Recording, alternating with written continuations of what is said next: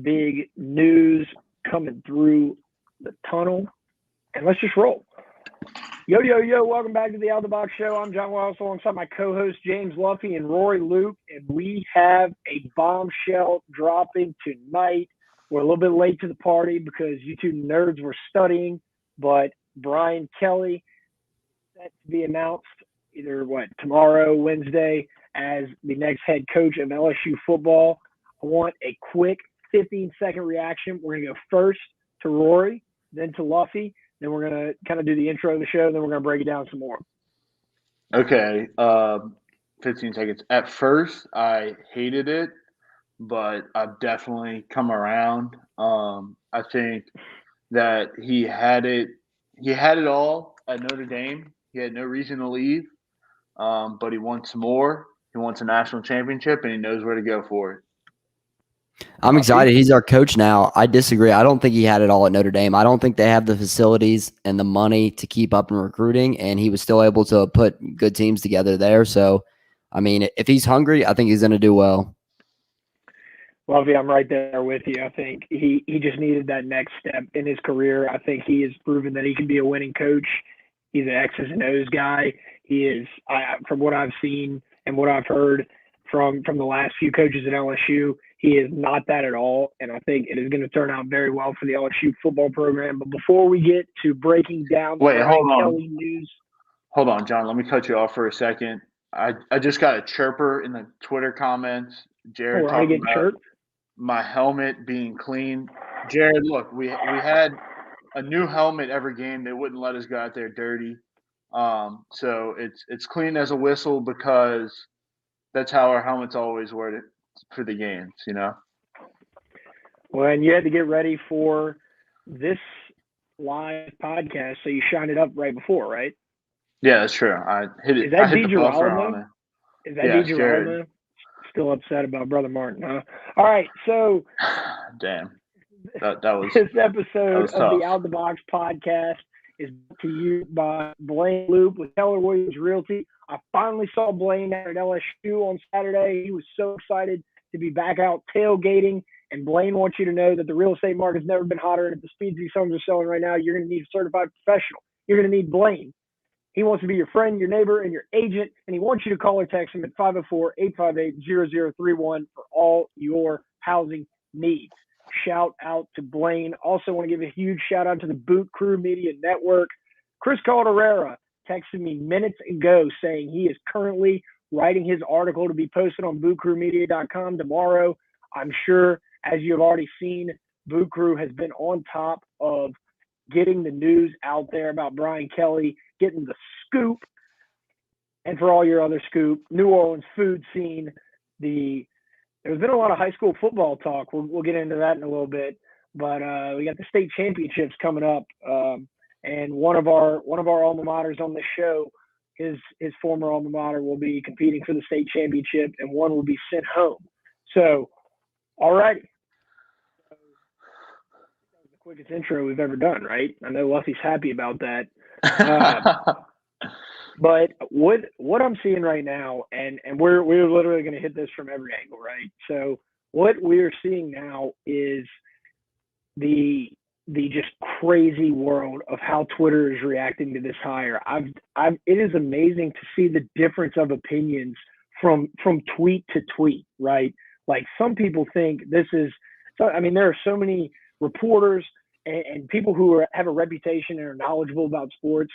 And I kind of would say myself, I fall more into this camp that this is a big fish hire. This is a good thing for the LSU football program. I think LSU fans, the one thing that they've wanted for the past, Miles and Coach O era is a guy that they can trust to be able to call the plays, more of a businessman. And if that's not what you wanted, then you could have fooled me, right? Coach Kelly, that's what I'm going to call him, Coach Kelly now. It's kind of weird to say. Coach Kelly is going to come in here and run this program like a business. He is going to treat this like it's not a game. Not to say that the previous two coaches haven't done that, but there have been points in which they were the butt of the joke. And I am here for Brian Kelly. I think this is the step he needed in his career. I think T-Bob had a great tweet. I think we were all kind of texting about that beforehand. Like, he has the perfect amount of gas in the tank to make one more 10, 12-year run at a natty before he retires.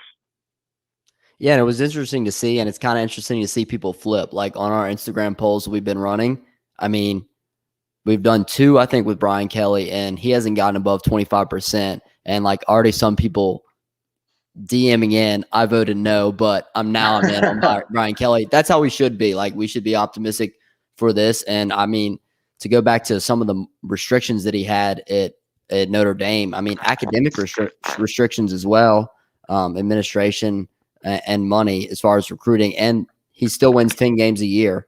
And he's a good coach, like you said. He develops players, and develops offensive linemen, and sends a lot to the NFL. So there's a lot to like about him.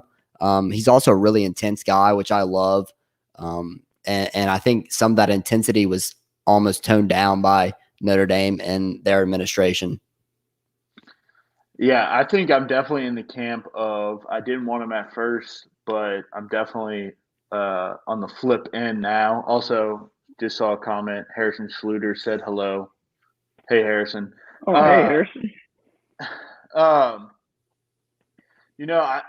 I think that he knew the limitations or like the things that Notre Dame could do and couldn't do, and I think he's ready to make that next step and wants to be a national champion. And I think he's going to come to the right place. I'm definitely more excited now. I think, I'm still kind of worried about the ceiling. He hasn't been able to break through that ceiling at all.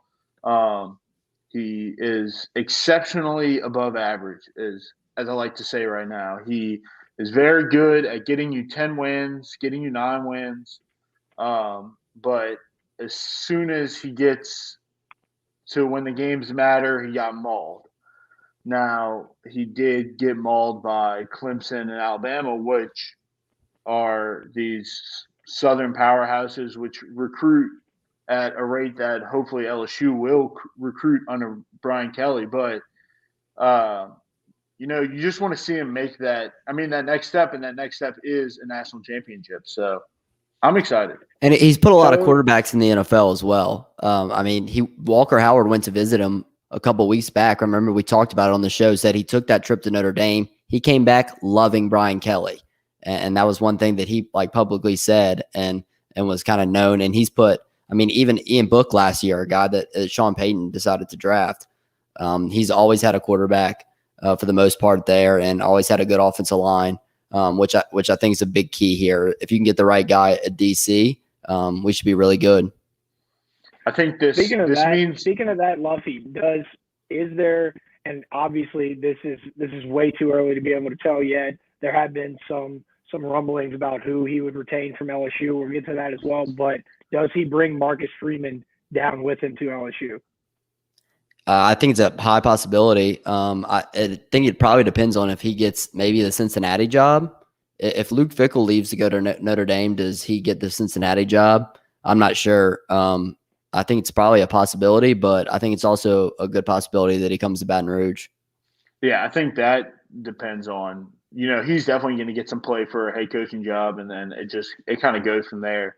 But another guy who looks like he might be on the out, our current head coach for the bowl game, Brad Davis. We wanted to keep him, but with Brian Kelly being an offensive line guy, usually those guys like to bring in their own offensive line guys. So I would be surprised if Brad Davis is still around at the end of the year. So let me go ahead and ask this question. This, to me, is the best argument as to why Brian Kelly is a good hire. You have his resume. In his last 5 seasons, he's had a 10-win season each of the last 5, right? He has proven that he can have success. He can win football games. And at the end of the day, that's what it's all about. Yes, you have to win the big game, but he showed consistency. What my argument as to why this LSU job, do y'all both agree that the LSU job is just inherently a better job than the Notre Dame job? I think most reasonable people would agree with that, right? Yeah, between more money, and as far as like progressiveness and NIL stuff and the transport portal, LSU's way further ahead than Notre Dame was. And then academic like requirements as far as getting into school, a little easier at LSU. So I think those three things just automatically make it a better job, regardless of what the football history is, even though we've won more titles in the last 20 years than Notre Dame. Yeah, I think 40 years ago, Notre Dame was a better job. I think now, and especially with Notre Dame refusing to join a conference, I think if Notre Dame's in a conference, there's a chance that Brian Kelly probably doesn't come because, I mean, being in a conference, you've seen it. That's what you need to make the playoffs. You need to be in a conference. You need to be a conference champion. That's not going to happen at Notre Dame when they keep that stuff up. So I think it's undoubtedly a better job. I mean, it obviously is because I would assume that Notre Dame, if they had known, would – match any offer. I mean, Notre Dame has, all the money in the world that they can match anything, and they care about their football program there. And they really love Brian Kelly, which I'll get to in a second. But I think they could have matched the money. So I think it had to be more than just the money. It had to be the opportunity to really compete with the Alabama and the Clemsons and the Georgias of the world and push for a national championship. So Rory, let me go ahead and ask you this: you played football, right? You were on the LSU team. I think that's that's your actual helmet that you wore in the game. So if you're a recruit, 4- or 5-star recruit coming out of just say Florida, just say you go to Florida, and you have the two options. You have two offers: one from LSU, one from Notre Dame. Just on location alone, LSU is just a more attractive destination on top of the facilities, the money, the overall, structure you have of the football program. You don't have to play it in the freezing ass cold weather either. I think that, the thing that gets you to Notre Dame and one thing that might play a factor in Brian Kelly coming over here, the thing that gets you to Notre Dame is Notre Dame. Brian Kelly kind of gets you there, but at the end of the day, we talked about committing to a school. There is no school that you commit to a school more than Notre Dame. I mean, Notre Dame is literally the gold helmets, the blue uniforms. It is the history of college football, and that's why you go to Notre Dame. You don't go to Notre Dame for anything else. Why else would you want to be found in South Bend, Indiana, besides for the gold helmet?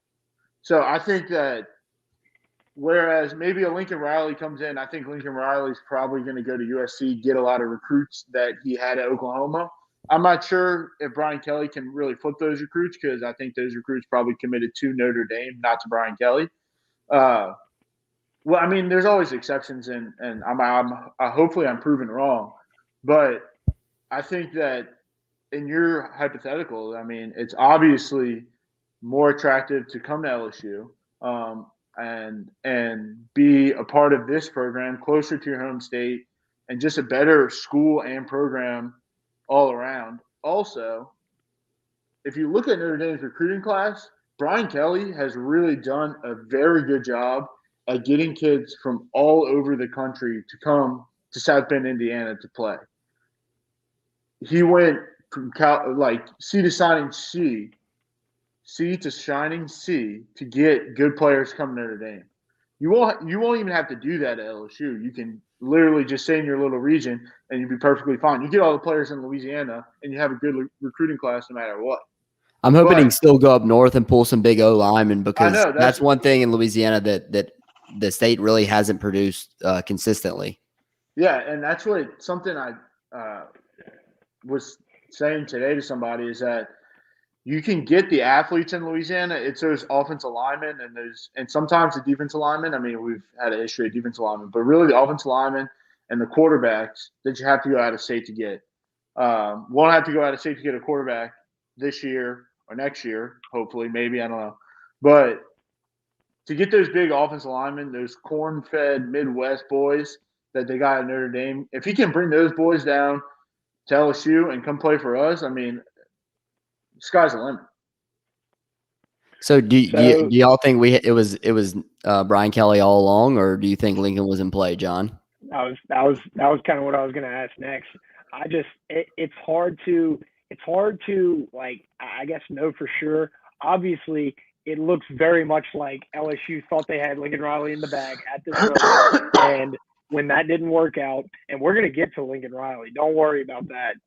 I think we all have some pretty strong thoughts on that, but like, I feel at this point in the game, it does kind of feel like, yes, it was kind of like, oh crap, we're not going to get Lincoln Riley. Let's scramble. Let's figure out who we can get. But to still be able to get a coach of Brian Kelly's caliber, in my opinion, I think Woodward had that backup plan in his mind all along. I don't think he was sitting there and he had all his chips on the table with Lincoln Riley. I think he made conversation with all these different coaches early on, all of them early on. As soon as they fired Coach O, maybe even before that, he was thinking about who was going to be the next football coach at LSU. And he's talked to Brian Kelly before. And all it took was once what he thought, which in my opinion, I don't even think, judging by the way Lincoln Riley's acted in the last 48 hours, I'm so glad we did not get that guy. And I think y'all are both going to agree. But it's amazing that Scott Woodward has, while going after what seemed like the biggest fish in the pond, was still able to land a coach of this caliber. See, I disagree. I think that it was him all along. I think that the Lincoln Riley stuff was just smoke and mirrors. I don't know why you would pick Lincoln Riley to be your smoke and mirrors, but I think it was Brian Kelly all along. I think he probably had his guy from the beginning. I think that's probably a reason that you didn't hear about Brian Kelly at all. I mean, I don't know if we discussed Brian Kelly more than like a minute on this podcast. I think that was Scott's guy all along, and we know that he likes to keep it close to the vest. I don't think Lincoln Riley was in play. With the reports that came out and how it kind of ended up, I don't really think that Lincoln Riley was in play. Yeah, I think the first time we did talk about him is in October, pretty early on still. My uncle texted me, and he's a big Notre Dame guy. He's involved in all the Notre Dame news, and he listens to this podcast too. And he texted me like, Brian Kelly is a serious contender. He was hearing around Notre Dame that some of the people were worried about him leaving to take this LSU job, and he just basically said he's a great coach. I think he'll do great at LSU if they hire him, because of all the reasons we listed earlier. And losing Luffy? Yeah, we're losing. You start that thought, Luffy. You hear me? Yeah, we can hear you now. You're kind of going in and out. I don't know. I look fine on my own screen, and I can hear y'all. That's generally how it goes. You sound fine now. Okay, where did I cut off at? Do y'all know? Your uncle talking about Notre Dame. The talk there. Yeah, I mean he was telling me they were worried about him leaving possibly, and he just said that he thinks he would do way better at a school like LSU because of the reasons we listed earlier with the academics, the money, and just the changing of the times. And he just says there's a big talent gap as far as players, and he's really done a great job at Notre Dame with those players. One thing I found funny about now that he's been hired is he won't have some people that didn't go, he won't have the media slip ups and stuff we won't have those big blunders. But earlier in the season, he did say that he was going to execute the entire team. Y'all remember that? Yeah. And I was seeing people saying that on Twitter, he's buttoned up, and I'm like, oh well, he made the execution joke earlier this season, which I don't really care about. In the same way that Coach O wasn't actually planning to bury a guy in a hole down the bayou. Yeah. I don't think Brian Kelly was going to execute anybody, right? But I feel like that's a little bit different of a situation, right? I think Brian Kelly is just more reserved, more. It just seems more serious. I don't know about intensity, but just more serious, more concerned with the X's and O's. He has one legitimate side of the ball that he can coach, right? And with Coach O, it was yes, he is an O-line guy as well, but at the same time, it's how do you how do you separate all the antics from that Coach O is experiencing from how he's actually calling the plays and executing on the field? Yeah, I mean, I'm not sure if people realize how intense he is. I think he's a pretty damn intense guy and gets like pissed, fiery, in your face fast. Like when he's mad, and he demands that like perfection at practice. And I don't think a lot of people know that about him, but you'll probably see more of it here at LSU than he was allowed to maybe show at Notre Dame. And I think that's important because that's what you see out of the best college football coaches. I mean, that's definitely a trait that pretty much all the top 5 college football coaches have. And like you were saying about people at Notre Dame, I mean, we got like a little bitty taste of Notre Dame Twitter, and they were upset that Brian Kelly was leaving. I mean, they really liked Brian Kelly, liked what he had done for the program at Notre Dame. I mean, really turned the program around and kind of like you think about Charlie Weiss and people like that were at Notre Dame when we were, kids. Brian Kelly really came in and turned that program around and brought it back to where it was historically. So Notre Dame fans are pissed, which is a good thing for us. Yeah. It seems like people are mad that he left, and they really liked him. He had a good rapport there, which is all good things to hear for coming into Baton Rouge. Can I say that Coach O was an O-line coach? I got that confused because I think Coach O was an O-line coach. I meant to say D-line. Anyway, so I got a question from an out-of-the-box listener, Mr. Devin Bayham, shout out. He said, interesting point I'd like to discuss on the show. Did the NIL influence Lincoln Riley's decision to go to USC? Does he see Los Angeles and think that this is a money pit? And I actually think that's a good question because it would seem like if anywhere is going to blow up with the NIL stuff, it would be out in Southern California. I mean, I said that I don't really think LSU was a real player in Lincoln Riley. I think that Scott got his guy. I think Brian Kelly was his guy the whole time. But say that we were a player in Lincoln Riley, I think it comes down to Lincoln Riley not wanting to coach in the SEC. I mean, and you can't really blame him because you look at it, all right, I have to beat Oregon and Utah to go to the playoffs instead of Alabama, Georgia, LSU, Oklahoma, like whether he's at Oklahoma or at LSU, he still has to beat those guys because of the playoffs. Instead, now he has to beat like 2 good teams. And then he can go also take all those hometown guys, Southern California, get all the California guys, all those West Coast guys. I mean, plethora of recruits over there for Lincoln Riley to pick from. It just seems like he didn't want to work hard, if we're being honest. I don't think money as far as the contract or money as far as NIL had anything to do with his decision either, Rory. I agree because I mean we could have paid him the 110 or whatever and bought his houses. You're seeing that and that's like shocking people, but there's probably a couple other schools that could have done that as well. So I think he didn't want to coach here and that's fine. And I really don't know. I'm sure they may have reached out to him at some point very early on, but I'm sure they got word that he didn't want the job.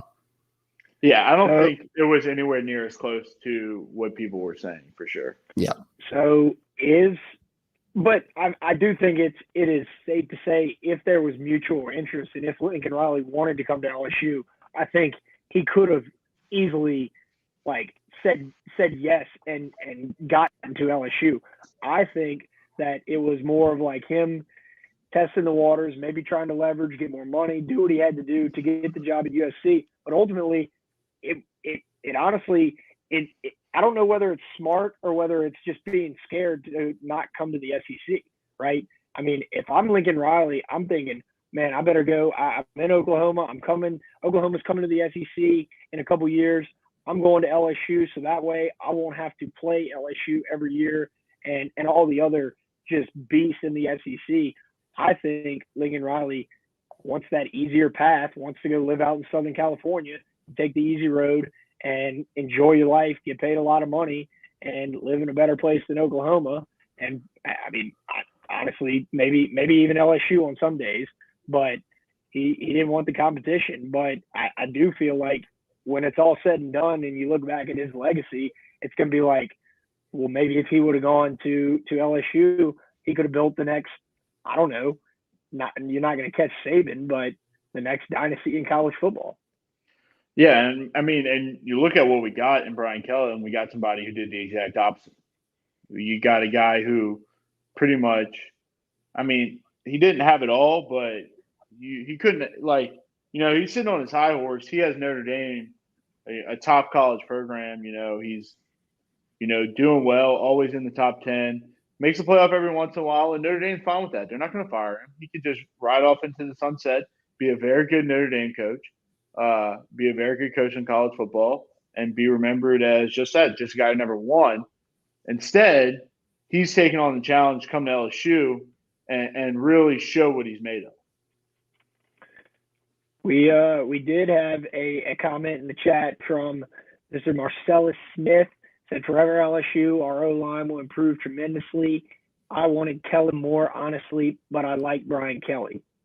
Kellen Moore is an interesting thought to come be the coach at LSU. I don't think we put much thought into that, but I don't know. He kind of same like he kind of looks like Lincoln Riley a little bit. He does. Kellen Moore is going to be an NFL head coach soon enough. I agree. Same thing with Joe Brady. So there was a lot of talk as to why it took this long for this news to become official. Do y'all feel like LSU, given the circumstances and given the after Lincoln Riley went to USC, after all these other coaches signed their massive extensions, Mel Tucker, like, do y'all think that LSU left anything on the table? So say Aranda. I don't. We'll see if Napier is a miss in the near future when we play Florida every year. But do y'all think we left Kiffin, Matt Rule, Aranda, anybody else on the table? Yeah, I don't know if Matt Rule can leave, or I don't know if he could leave mid-season to start with him. Like, I don't know if he was able to just. I mean, he's going to get fired, but not right this second. So I don't really think he was an option. And then as far as Napier goes. First, I actually don't think that Dan Mullen is really that bad of a coach. Like, I don't think so either. Besides this year, he has a good record. He's coached good football. I think recruiting is one thing that's kind of hurt him a little bit, and he shot himself in the foot towards the end. But Napier is really inheriting a decent program.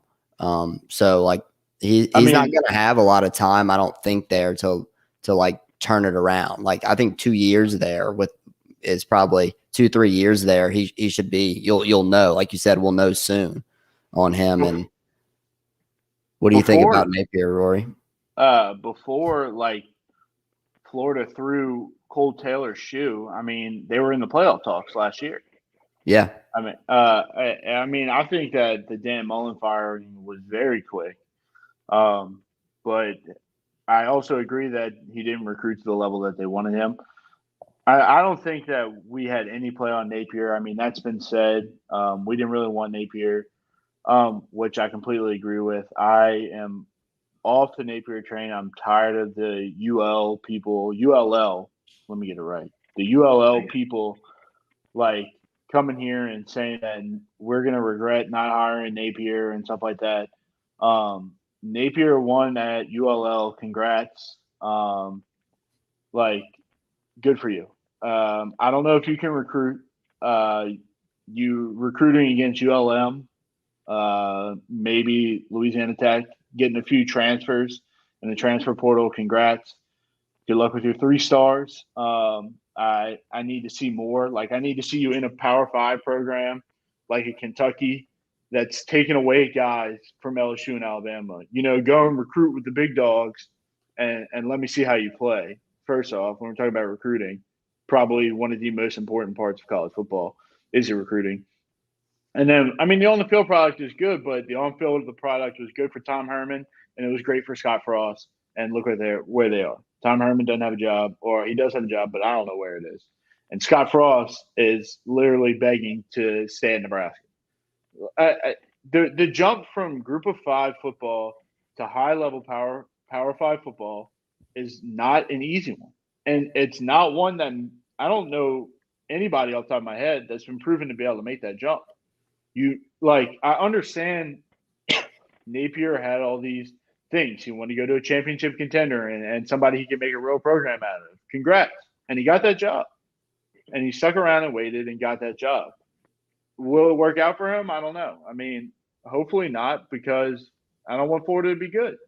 I wish him luck, but I just don't. I'm so mad at LSU fans, and they're not even LSU fans. They're just ULL fans that happen to be on our Twitter feed and like Louisiana Twitter. They're just ULL fans.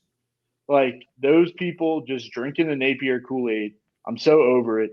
I'm so glad it's done. Like it was just dumb. Like we went and got literally the guy who is the second active winningest coach in college football instead of your boy from ULL down the road. Like, don't come here and tell me that we need to hire the guy from ULL because he was good at ULL. Like, John, are you sad we missed out on Lane Train, John? I was going to say that. First of all, Rory, but that was probably never happening. Knowing Woodward's history. That was wishful thinking. I mean, honestly, that seemed like that was the top guy at the beginning, but then the more you started to see, that was the top guy from LSU fans. Right. And that's what I was going to say. The more you see Woodward comb through the coaching search and all that, it was like the news kind of disappeared. And then once Lane started strolling LSU, it's like, okay, well, obviously, like he wouldn't be doing that if Woodward had hired him.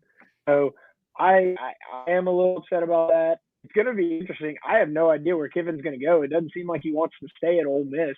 Like, I feel like he realizes there's a ceiling there that he could surpass somewhere else. I don't know what the next step is for Lane Kiffin, but I'm here for it. But I'm happy with our coach.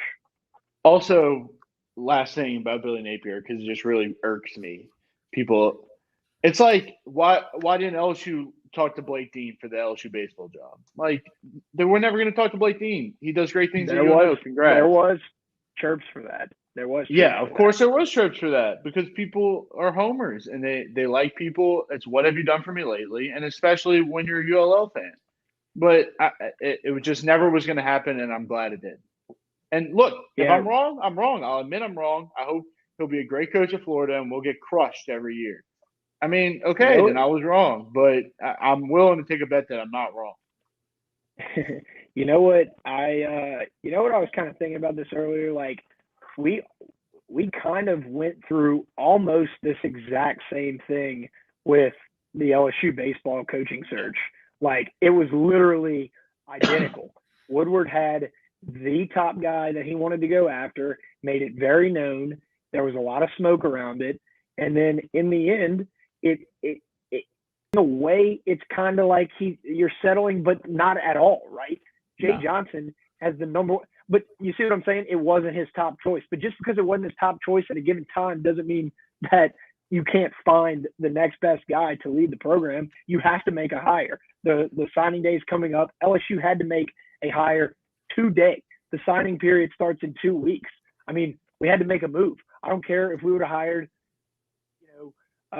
Rick Weiss from whatever college he coached at, but it made sense to make a move. And I think this hire is very similar to the Jay Johnson hire, and that Brian Kelly is going to make some moves and shake things up at LSU. Hey, now we get an LSU DC coaching search round year, 3 or 4 in a row? So 3 in a row. So that'll be fun too. Tiger droppings isn't going to die down anytime soon. We got recruiting picking up now, which I'm very excited now. Like we have a head coach because this is the time of year where I really start following recruiting, and I have not been able to because I don't want to see any more bad stuff lately. Now we have a coach, hoping to see some really good things soon. And I'm excited. I think that we're going to get some big time recruits down the stretch and sign a really good class. But do y'all want to talk about the game? Well, we need to talk about the game. Yes. Okay. Yes, we should.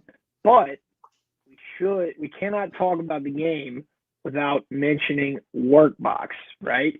Because Workbox helps you clean up. I know tailgating season's over, but you know what season it is? Engagement party season, wedding party season, Christmas party season.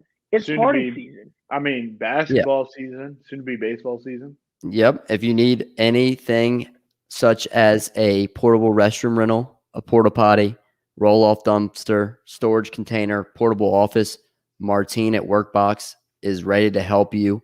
They are Louisiana's leader in construction, industrial, and residential services with more than 20 years of experience in the industry. They can provide storage containers, portable offices, portable restroom rentals, and roll-off dumpsters. Call Martine at Workbox at 225-343-4886. That's 225-343-4886. All right, so Coach O's regular season finale in Tiger Stadium. Honestly, the finale of his career, senior night. First of all, I want to give a huge shout out to all the people that came to our last-minute tailgate that we threw together. Rory, I don't even know if you knew that we were throwing a tailgate together until you saw the Instagram. I saw it. I didn't know until I saw it on Instagram.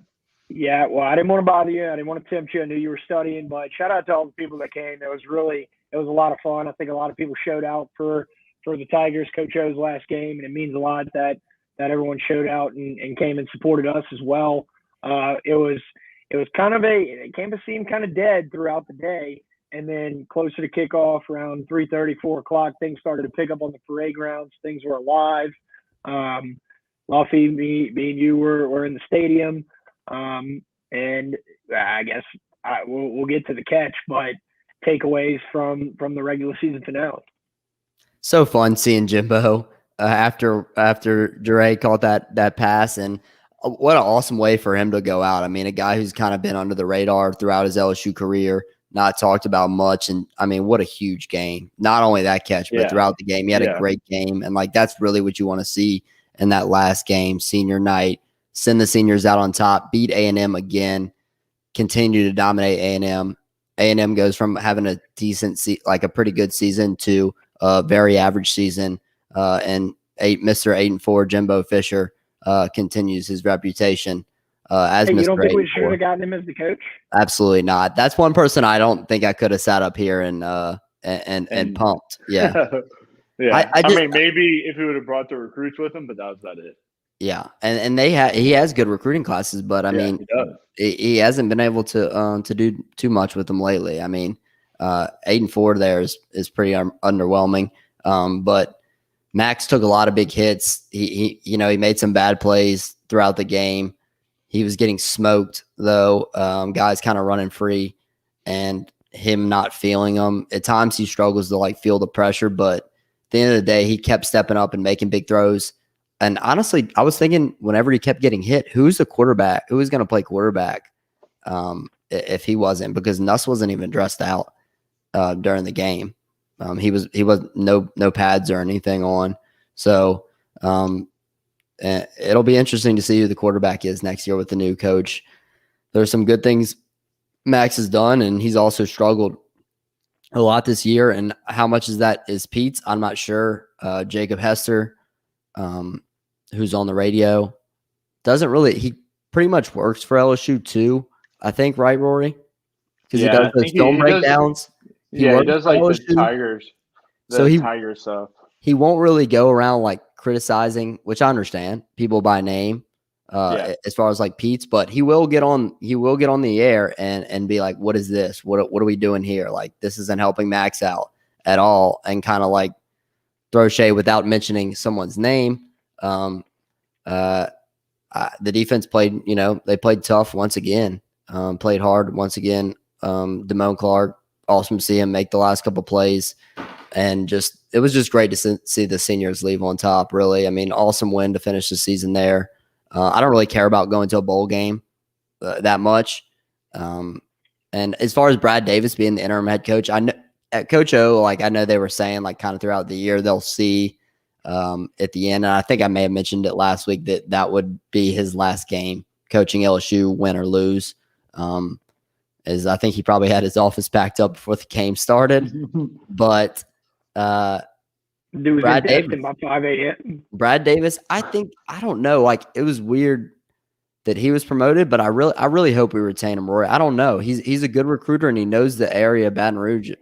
I think that he's a guy that you really want to keep. So, and him being the interim head coach, he's going to be out recruiting for LSU.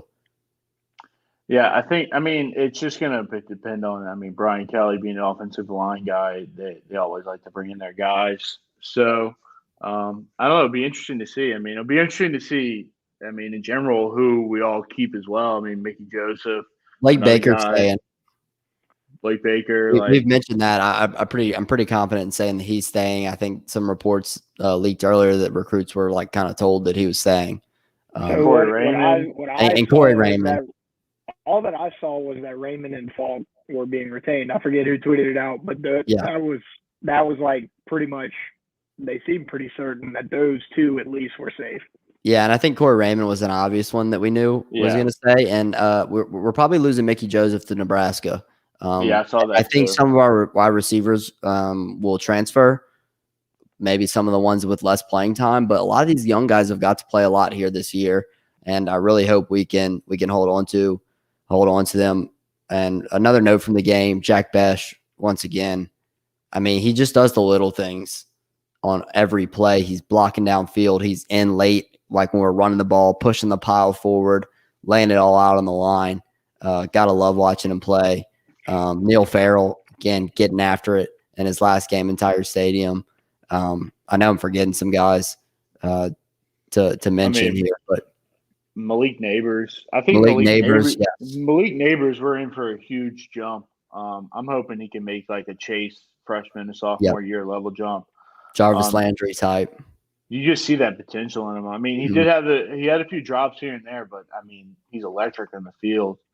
And Brian Thompson Jr. as well. I am so glad that we only have to watch Peach for one more game. I swear to God, that dude might have like 8 play calls on the playlist. We ran that screen.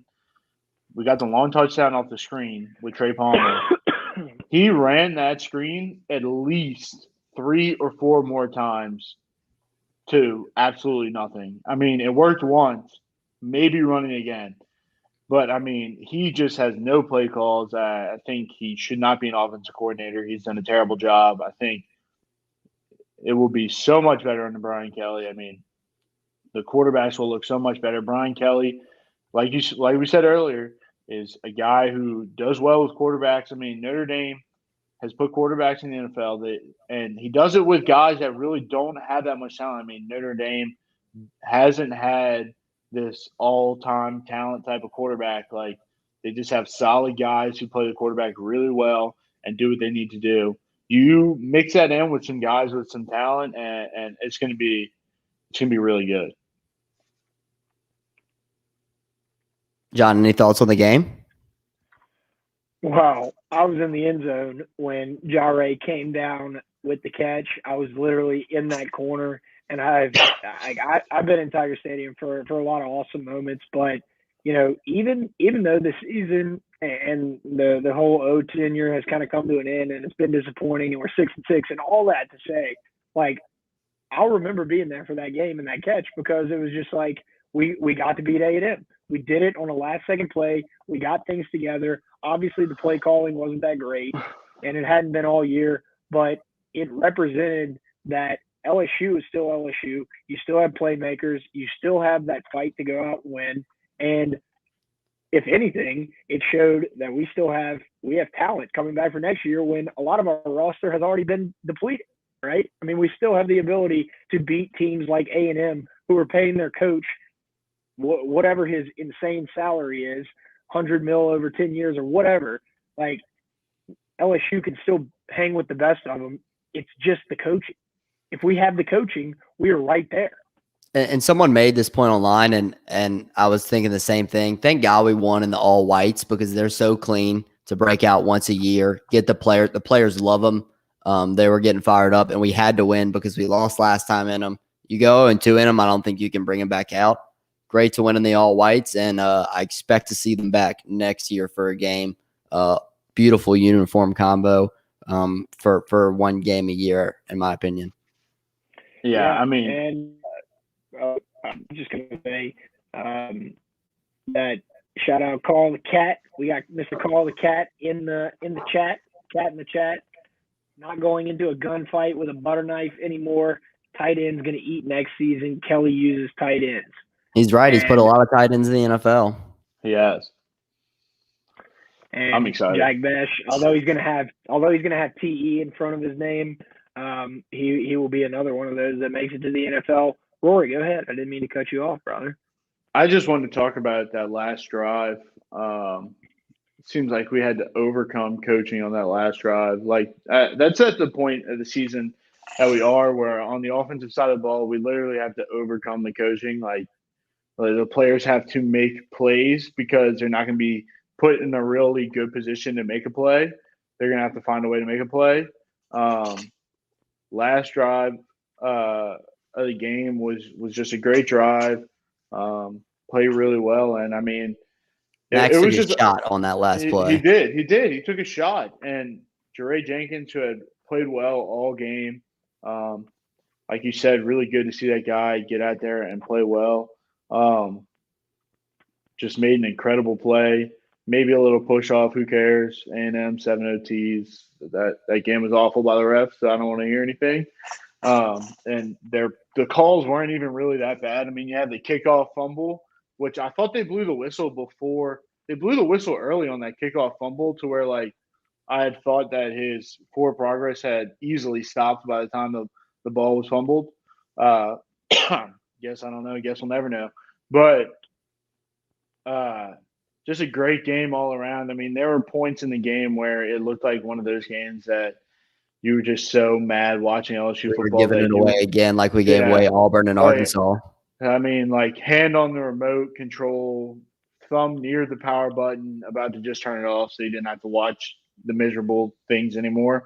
But that last play made up for it all. I think I saw on Twitter, first game winner since 2012.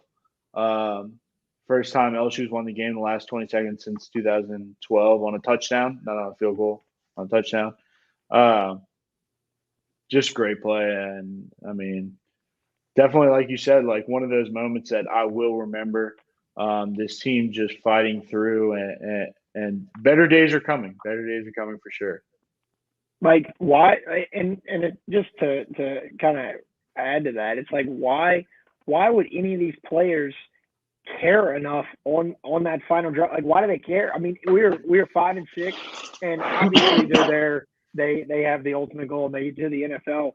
But it's like it's the end of the season. It's senior game, and the fact that they didn't give up and they drove down the field is fantastic. I mean, I love it.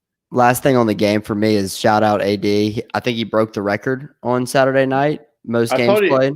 I think he already had the record, but either way. Well, I think he tied it, but I think he may have broken it on. Yeah, I think he broke it on Saturday night against A&M, that's pretty cool. And he's a guy who's is a national champion. He'd gotten some shit early on in his career. He's always battled through. He goes out there and plays every game, injury or what. And good to see him go out on top. I tried to do a breakdown of it. So he's at 60 games. You play 15 national championship. Yep. Played 10 last year because it was a shortened season. Played 12 this year. Quick math, that's 37 games. And then 13 games his redshirt freshman year. I think he would have had to start every game, which would sound about right. Maybe he played maybe he wasn't redshirted and he took that fifth year as a COVID year. But either way, I mean, literally 3-year starter, never missing a game, or missing a game here and there. But I mean, or what, 4-year starter to get to 60 games pretty much? Crazy stuff. But I mean, love Deculus, been on the podcast before. Awesome guy. We'll have to have him on again to discuss. Before the draft or something? Before the draft, his NFL hopes and things like that. But great guy. Super proud of him. And we should get him and Ed on at the same time. I think that'd be fun. That would be fun, honestly. Coach O has his do not disturb on for the immediate future. Also, shout out LSU basketball cover machine. Yes. 6-1 on the year on the cover. 7-0. Almost a little scare Friday night. Had to go to overtime. Yeah, we didn't shoot it well. We didn't really shoot it well that night, and we still found out a way win. The defense continues to press and continues to play hard, and it keeps us in games so we don't get out of games early. And Tari Eason, the clutch free throws from a big man down the stretch. I think I tweeted out at one point he was 7 and 8. I'm like, he's making all these clutch free throws, and then we go to overtime, and he's got to make a bunch more. And I'm like, I hope I didn't jinx him, but luckily I did not jinx him. But the effort that they play with, and especially Eason he plays with, and the way that I think we're shooting 78, 79% from the line as a team, which is really solid. Matters too. Yes, that's the little things that in the last couple of years I don't think we've done well enough to win all these close games, and big win, 2 wins this past weekend. So every one of these games is important to tournament seeding. It's crazy we're not ranked. I think the rankings came out today. It's a Will Wade bias. It really is. There's multiple teams in the top 25 we would spank. I agree, but you know what? I'm not. I like it. Keep us hungry. I know. Exactly. I like it. That's the way this team plays. They play like an unranked team at all times, and that's how we should. Number one team in the nation. If we were the number one team in the nation, we'd still play like an unranked team. We'd still play like a bunch of scrappy dudes, and that is the best way to watch basketball. I mean, it's amazing to watch, and like you just said, shooting above 75% from the free throw line on the year as a team. I mean, free throws matter so much in basketball, especially college basketball. It's so easy to get to the bonus. It feels like every time you watch a tournament game, you get to the end of the game and last 10 minutes and both teams are in bonus. Making those free throws, getting those easy points matters so much. The teams that win the national championship always seem to shoot free throws well, always seems to play good defense.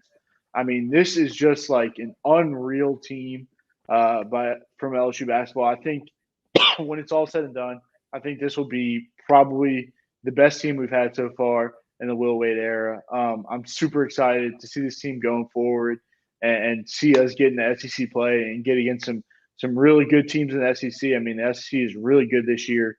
We saw it with that Auburn game Friday night. That was a battle. Florida battling, Tennessee really good, Kentucky always good. There are some dogs, Alabama as well. There's some really good teams in SEC basketball, and I am super excited for LSU to go toe-to-toe with all those teams. Yep, and the Tigers are back in action on Wednesday night in the PMAC against Ohio. Maybe another juggernaut coming to the PMAC. Ought to be another good game to help LSU kind of get things right. And in Will Wade's mind, before SEC play starts in a couple weeks, another mid-major tournament team as well, like the Belmont and Liberty games that matter come the end of the year when seeding's in play. So before we get to this next segment, I want to give a huge shout out to DraftKings. Football fans who's ready to score some free bets. Now you can when you bet on an NFL game this week with DraftKings Sportsbook, an official sports betting partner of the NFL. New customers who bet just $1 on either team to score can win $100 in free bets. When the team scores, you score. If Sportsbook isn't available in your state, don't worry. DraftKings won't leave you empty-handed. Everyone can play for huge cash prizes all season long with DraftKings Daily Fantasy Sports Contest. DraftKings is giving all new customers a free shot at millions of dollars in total prizes with their first deposit. Download the DraftKings Sportsbook app now. Use promo code OTB. Bet $1 on either team to score and win $100 in free bets. If they score, you score with promo code OTB this week at DraftKings Sportsbook, an official sports betting partner of the NFL. Must be 21 or older. New Jersey, Indiana, or Pennsylvania only. New customers only. Minimum $5 deposit or $1 wager required. One per customer. Restrictions apply. See DraftKings.com/sportsbook for details. Gambling problem? Call 1-800-GAMBLER. All right, Rory. Let's get to the house always win segment. No. That's not where we're going. I know where we're going. We are going to backtrack. There is a little bit of reckoning that we have to do. I'm going to give you the floor in a second. But I will go ahead and preface the segment by saying that the Cavs will be playing the state championship this weekend against not Brother Martin, the Jesuit Blue Jays. And unfortunately, the Brother Martin Sadas or whatever they like to call themselves. I would say they lost in a heartbreaking fashion, but it wasn't really even that. Wasn't close. It was heartbreaking the way that the season ended up turning out for them after they had made it so far. But the Sadas are going home, and the Bears and the Jays are going to Yeoman. Not the Dome. Yeah, tough game to be a Seda. But wouldn't want it any other way. Wouldn't want to be a J. No way. Dr. Seuss over here. Tough game. Brother Martin, obviously the better team, just shot themselves in the foot the whole game. Sometimes it's like that. Football's a weird sport. But, another classic choke by Brother Martin in the semifinals. I think that's like the fourth or fifth time that we choked in the semifinals. We're just like Reggie Miller's at our neck. We're just choking. That just happens. Mm-hmm. Can't break through. Tough one. But you know what? I saw like a couple Snapchats from people from Jesuit, and I did not see one single middle finger from a Jesuit fan, which is just disgusting. That's how it's supposed to be. That's how it's supposed to be. They're just Capital way too. The same. They're just so respectful. It's just absolutely the worst thing. They don't even care about the game. They just want both teams to have fun. I think at the end of the day, of the day, they just want both teams to have fun and let the boys play. They don't even care if Jesuit wins. I got the middle finger in your pocket. I got one phone call from Jesuit guy, not even like barely, actually no shit talking. One phone call from Jesuit kid who came after me a little bit. I definitely deserved more. I was ready for more, but those Jesuit guys, they just want both teams to go out there and have fun. They don't really care who wins at the end of the day. They're just glad that everybody got to have a good Friday night. They're just out there experiencing the game. They it's just like congrats. They're like BYU. They can't be mad. They just drink their Dr. Peppers at the game, maybe a Red Bull, and just have a good time. Yep. Well, it would have made for good podcasting if the Sadas would have made it to the state championship to play the Catholic Eye Bears this weekend. They would have, but they're not. So maybe in another year we can get that matchup. Now you can tell us about the House Bar in Tigerland.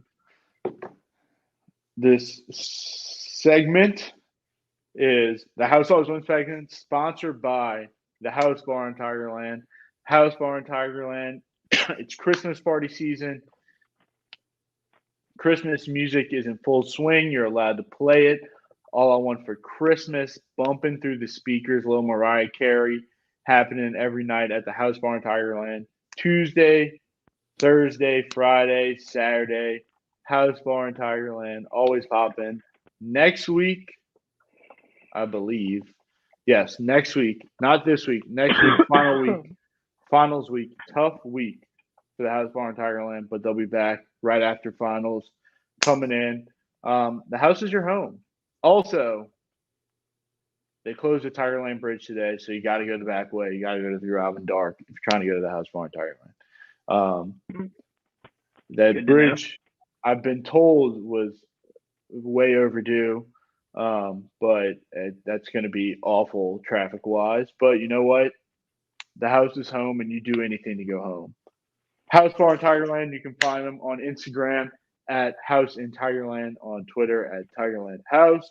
Last week, I gave a pick. We didn't release the episode till Friday. Pick still hit. Egg Bowl, Ole Miss. Don't overthink it. Didn't overthink it. Ole Miss, better team, Mississippi State. LSU beat Mississippi State. LSU got their butts kicked by Ole Miss. Easy. Don't overthink it. I'm back again with a don't overthink it. College football. I know I just gave a huge rant about Billy Napier, but I'm back. It's easy money. Give me ULL +3 against App State at home. I've already seen people saying that they're going to break the record at whatever they call the ULL football stadium, Cajun, whatever. I'm sure it has Cajun in it. They're going to break the record. No, the Cajun Dome's a basketball thing. I don't know what they call it. The Cajun Field, sure. We'll go with that. No idea. They're going to break the record there. Most people, they're going to send Billy Napier right. After all that shit you talked, Rory. After all, I mean, look, you can't deny what he's done at ULL. You can't deny what he's done at ULL. Will that happen at Florida? We'll see. I'll bet against it. But you can't deny what he does at ULL. Great group of five coach.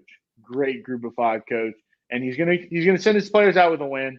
The ULL team they might build a statue of him there if he wins on Saturday. He's got a statue is on the line. He will have a statue, like maybe multiple statues outside of ULL campus the way they love that guy. I mean, Jesus Christ. All right, multiple statues. All right.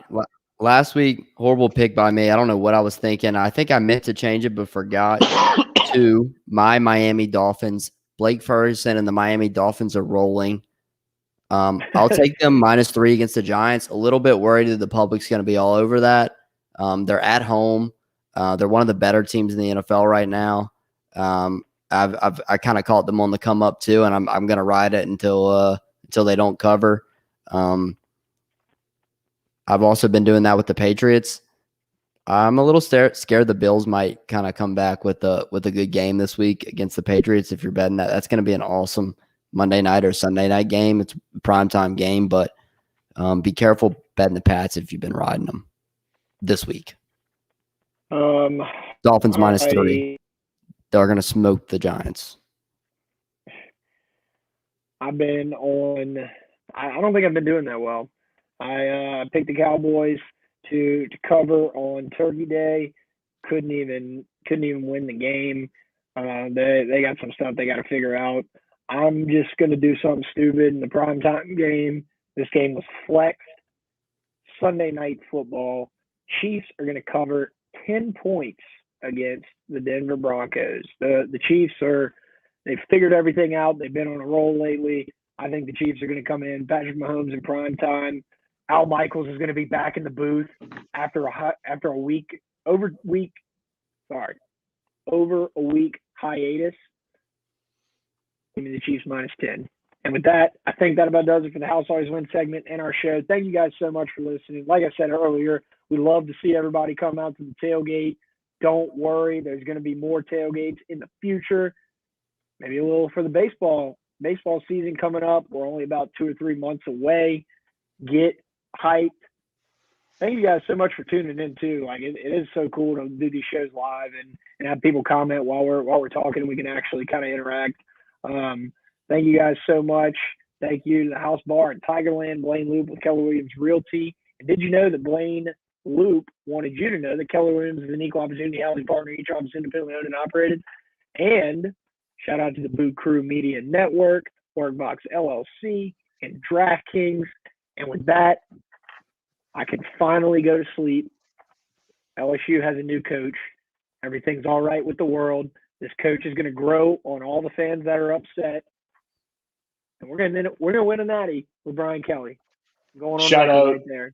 The Mets, Max Scherzer, coming to Queens. Starling Marte coming to Queens. Wow, Daddy Cohen. Fleming curse. That's all I got to say to that, Rory. Thank you guys.